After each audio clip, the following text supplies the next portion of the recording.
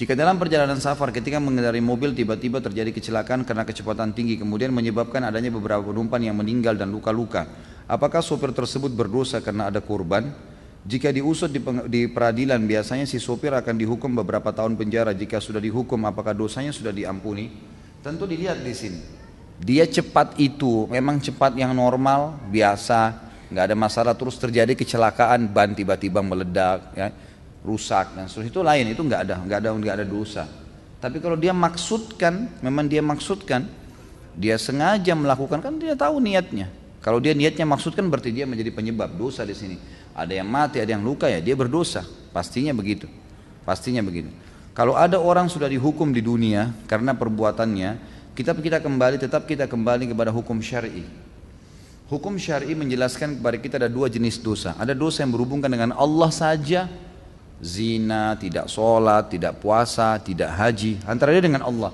Dia taubat sama Allah, Allah terima, sudah selesai. Tapi ada dosa yang berhubungan dengan haknya manusia.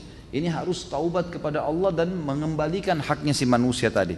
Seperti misalnya mencuri, menggunjing. Itu curi itu selain taubat kepada Allah, dia harus minta maaf kepada orang yang pernah dicuri barangnya, mengembalikan barang itu. Nanti ada bab dosa besar mencuri, itu akan kita panjang lebar bahas insya Allah.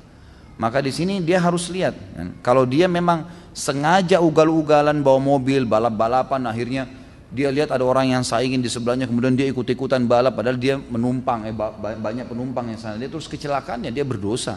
Ada yang terbunuh, ya dia penyebabnya. Sama kasus tadi sudah kita berikan contoh-contohnya. Itu berarti dia dapat dosa di situ. Masalah dia dihukum di sini, dia dihukum penjara, apakah sudah lepas hukumnya di akhirat? Tentu tidak.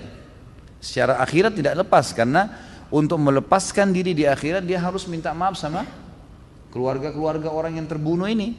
Di antaranya dalam Islam dia harus bayar denda.